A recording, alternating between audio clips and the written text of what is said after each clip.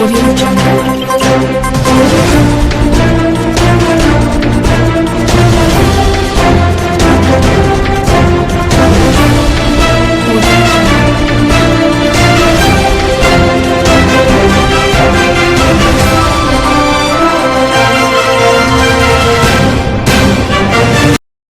Vous informer, c'est notre devoir, mesdames et messieurs. Bienvenue dans cette grande édition du journal dont voici le principal titre. L'émir du Qatar, Sheikh Tamim Ben Hamad, a été accueilli ce vendredi 21 novembre 2025 par le chef de l'État, Félix-Antoine Tshisekedi Tshilombo, à l'occasion d'une visite officielle dont le renforcement des coopérations bilatérales.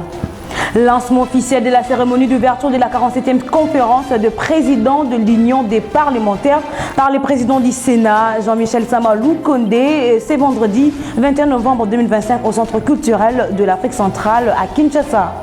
La télévision change, sa puissance demeure. Tel est le thème retenu en 2025 pour la journée mondiale de la télévision en soulignant l'évolution du média face aux transformations numériques. Le détail, c'est tout de suite. Encore une fois, bienvenue. Ouvrons ce journal par cette information. Je l'ai annoncé en titre. Le président de la République démocratique du Congo, Félix-Antoine Tshisekedi Tshilombo, a accueilli à l'aéroport international d'Ndjili ce vendredi 21 novembre 2025 l'émir du Qatar, Sheikh Tamim Ben Hamad, venu pour une visite officielle dont le renforcement des coopérations bilatérales entre les deux États. Les détails avec Audrey Ogundalema. Il est à peu près 11h heure de Kinshasa lorsque l'appareil du Qatar Amiri Flight de l'État du Qatar se pose dans les tarmacs de l'aéroport international d'Ndjili ce vendredi 21 novembre 2025. À son bord, Sheikh Tamim Ben Hamad Al Thani, l'émir du Qatar, et d'autres membres de sa délégation qui arrivent à Kinshasa pour une visite officielle. À sa sortie, Sheikh Tamim Ben Hamad Al Thani est accueilli par le chef de l'État congolais Félix-Antoine Tshisekedi avant que les hymnes nationaux des deux États retentissent sur place et que les deux personnalités se rendent au salon présidentiel de l'aéroport international d'Ndjili où ils ont commencé leur discussion. Cette visite de l'émir du Qatar ouvre un nouvel épisode diplomatique pour la République démocratique du Congo. Les leaders qataris devraient aborder plusieurs dossiers clés destinés à redéfinir la coopération entre les deux pays. Au centre des échanges, les investissements, le Qatar, puissance financière mondiale, s'intéresse de près aux opportunités offertes par la République démocratique du Congo. Kinshasa espère attirer des capitaux dans l'énergie, les infrastructures et l'agro-industrie, les projets stratégiques qui pourraient soutenir la diversification économique voulue par les chefs de l'État congolais. Autre dossier sensible, la sécurité dans l'est du pays. L'eau a déjà engagé dans plusieurs médiations internationales pour proposer un appui diplomatique ou logistique aux efforts congolais pour la stabilisation de la région. Cette rencontre devrait également ouvrir des discussions sur la coopération sportive et culturelle. Le Qatar, très actif sur la scène sportive mondiale, pourrait accompagner la République démocratique du Congo dans la modernisation de ses infrastructures et la formation de ses cadres. L'arrivée de l'émir du Qatar, Sheikh Tamim Ben Hamad Al Thani, en République démocratique du Congo, marque une étape importante dans le renforcement des relations bilatérales. Cet accueil intervient dans un contexte géopolitique tendu, mais doit mise sur la diplomatie pour jouer un rôle central dans la stabilisation de la région des Grands Lacs. Le président de la République, Félix-Antoine Tshisekedi Tshilombo, a procédé ce jeudi 20 novembre 2025 à la clôture de la table ronde nationale sur l'emploi et l'entrepreneuriat de jeunes organisée durant 3 jours au chapiteau de l'Assemblée nationale. Suivez.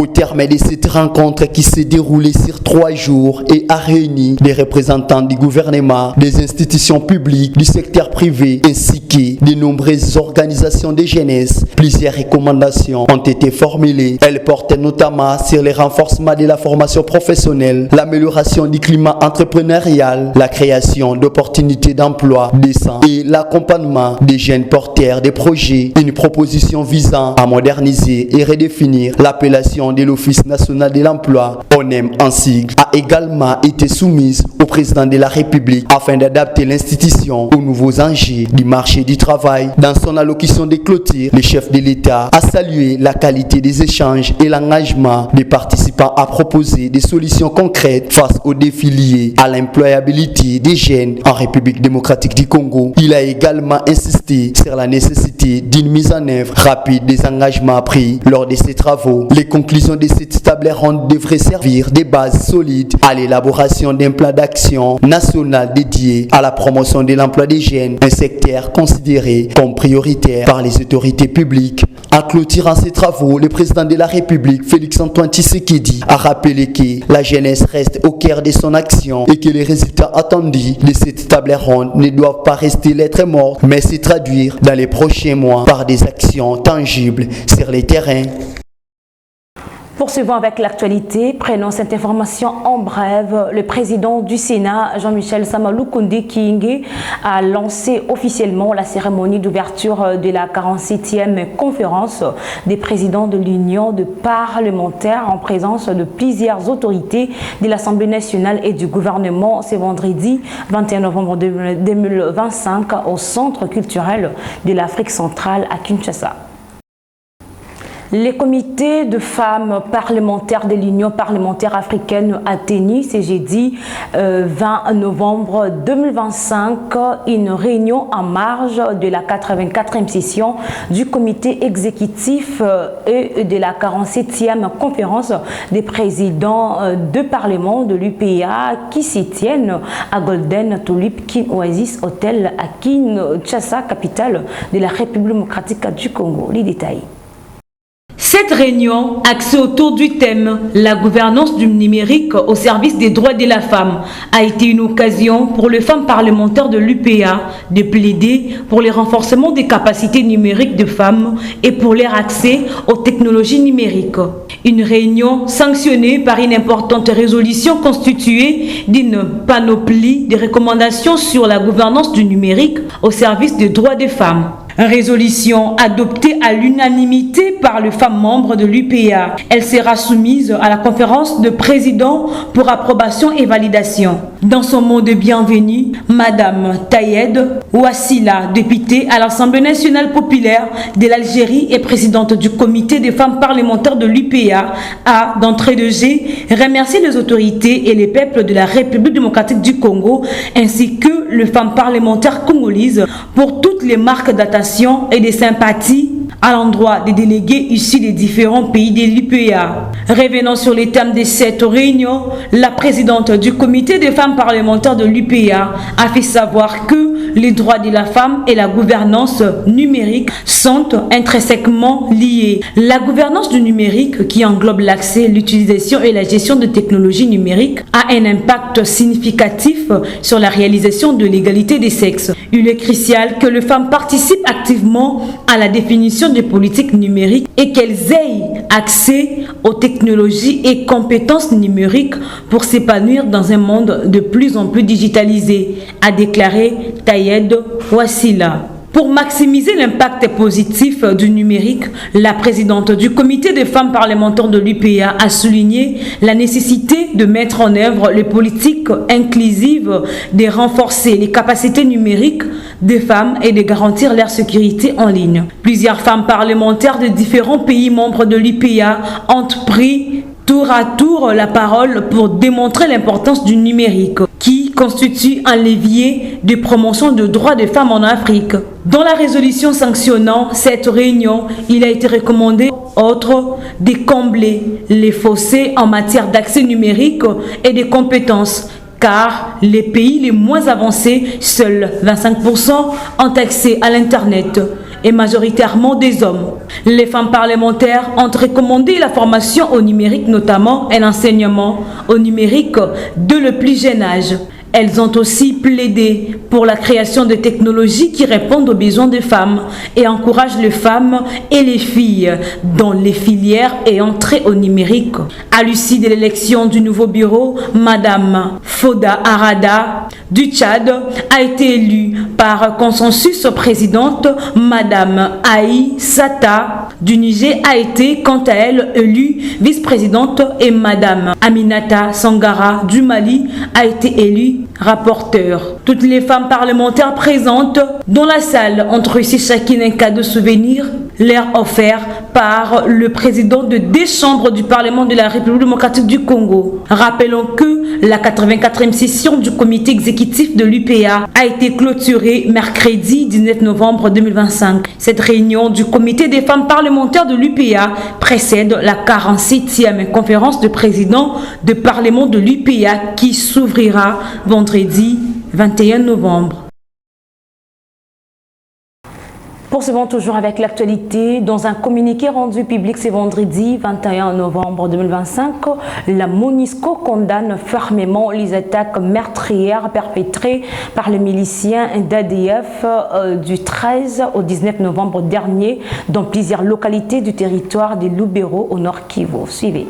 La MONUSCO a indiqué que dans la localité de Biambwe, environ 17 civils, dont des femmes internées dans la maternité, ont été tués dans un centre de santé de l'église catholique. Au cours de ces attaques, 4 pavillons abritant des malades ont été incendiés. Ces attaques qui ont causé au moins 89 morts dans la chefferie de Baswacha et le secteur de Bapéré, rapporte la mission onusienne dans un communiqué publié ce vendredi 21 novembre. Bruno Lemoquin, le représentant spécial adjoint du secrétaire général de l'ONU en République démocratique du Congo et chef par intérim, rappelle que les violences commises contre les civils, y compris dans les structures médicales, peuvent constituer des crimes de guerre et des violations graves du droit international humanitaire. Il réitère également l'appel du secrétaire général des Nations Unies demandant à tous les groupes armés locaux et étrangers de déposer les armes sans condition. Changeons de chapitre à présent. Le 21 novembre de chaque année, le monde entier célèbre la journée de la télévision en mettant en avant le rôle central de la télévision dans la diffusion de l'information, le divertissement et l'éducation à travers le monde. L'objectif de cette journée est de reconnaître l'influence de la télévision sur la prise de décision politique et économique ainsi que son impact sur l'opinion publique. Suivez. Cette journée de la télévision met en avant le rôle central de la télévision dans la diffusion de l'information, le divertissement et l'éducation à travers le monde.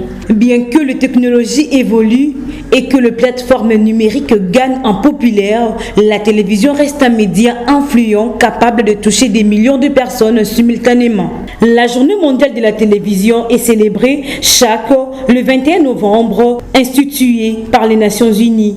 Cette journée souligne l'importance de la télévision en tant que vecteur de communication et de dialogue. Elle rappelle également la responsabilité des médias audiovisuels dans la transmission d'informations fiables et la promotion du débat public.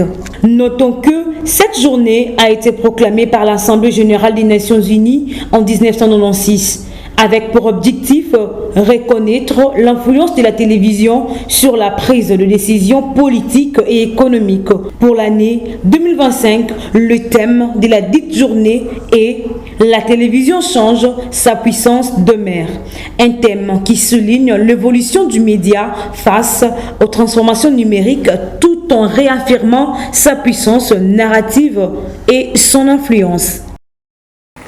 Toujours à l'occasion de cette journée mondiale de la télévision célébrée ce vendredi 21 novembre, quelques professionnels des médias interviewés ont évoqué l'impact et le rôle de la télévision sur l'opinion publique et demandent aux autorités congolaises de censurer des contenus menaçant le mœurs et les valeurs culturelles du pays. Propos recueillis.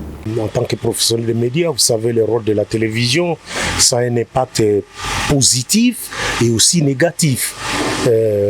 En particulier en République démocratique du Congo, pour être précis ici à Kinshasa, les médias beaucoup plus utilisés par les politiques, qui véhiculent leurs messages et font passer à travers le message tout ce qu'ils font, mais pour certaines opinions,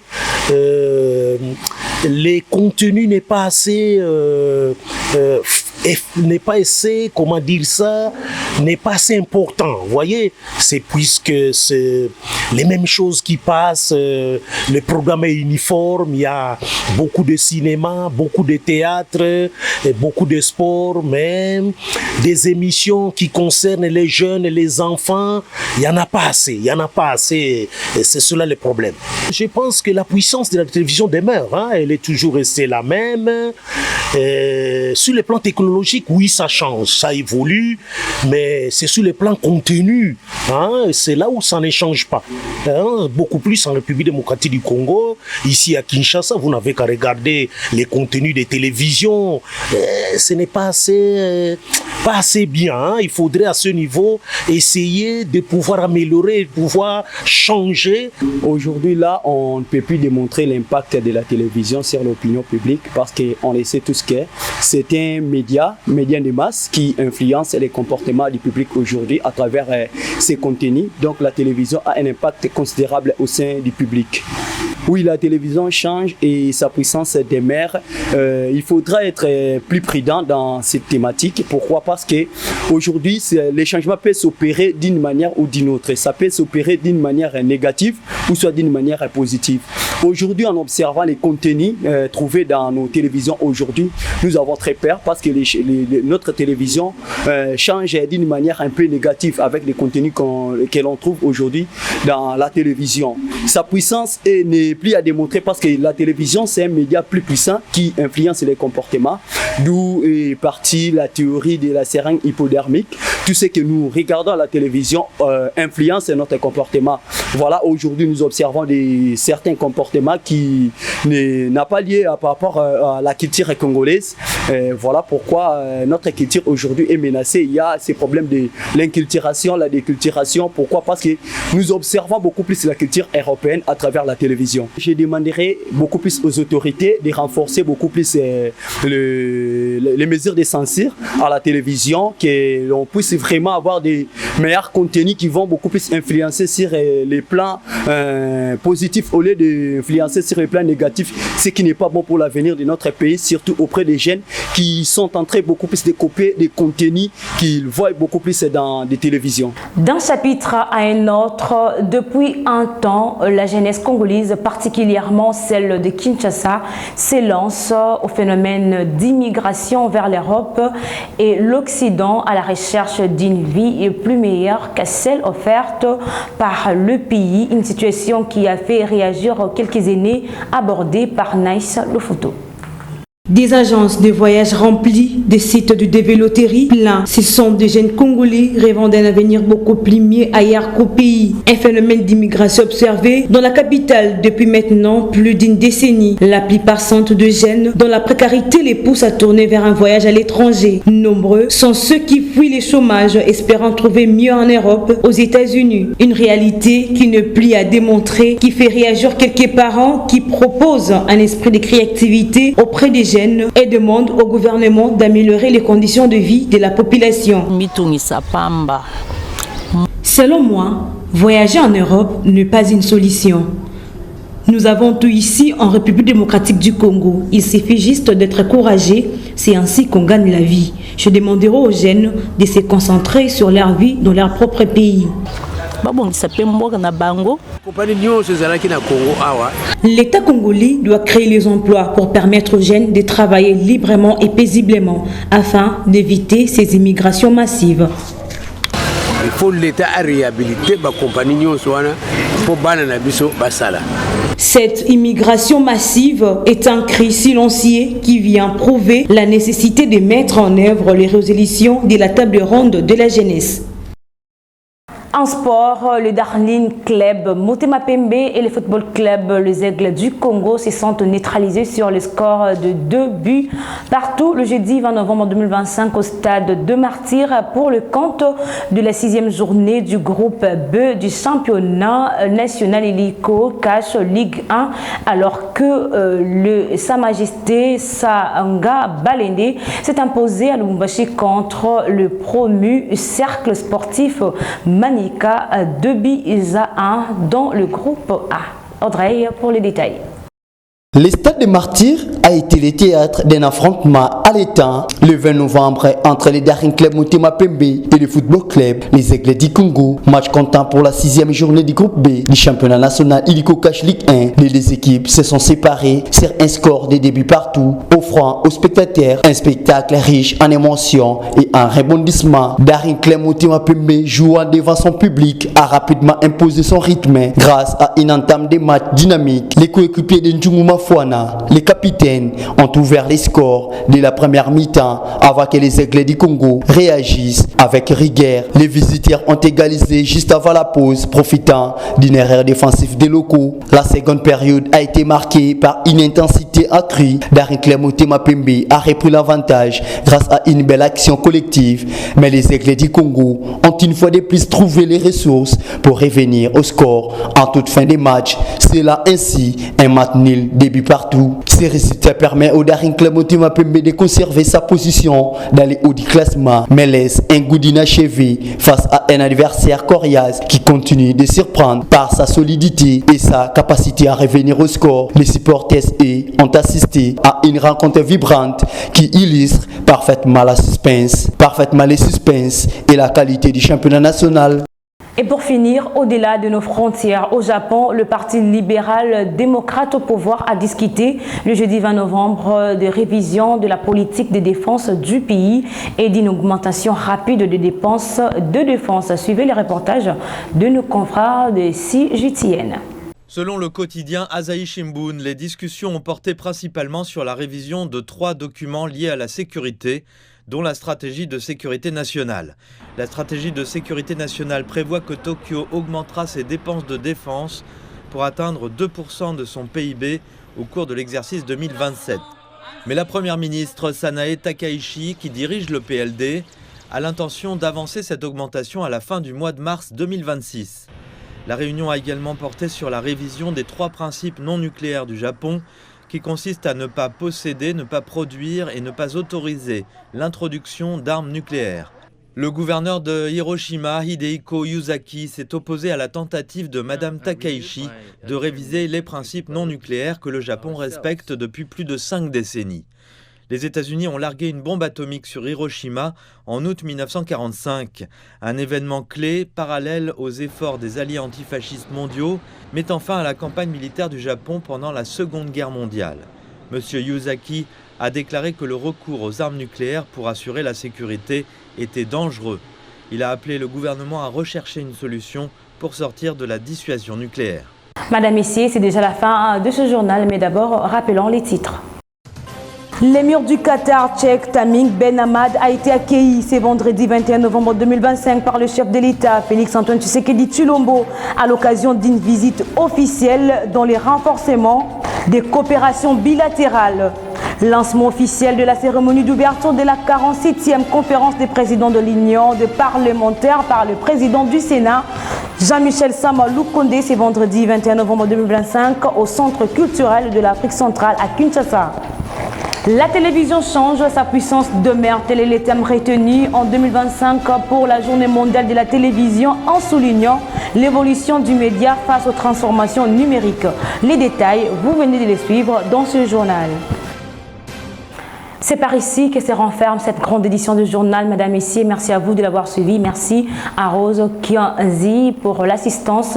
Ce journal a été réalisé grâce au concours rédactionnel de Laura Galou et Audrey Ogundalimba. Nous allons nous retrouver prochainement, toujours à la vision africaine dans le monde. Nous vous souhaitons une très bonne suite de programmes sur nos antennes. Au revoir.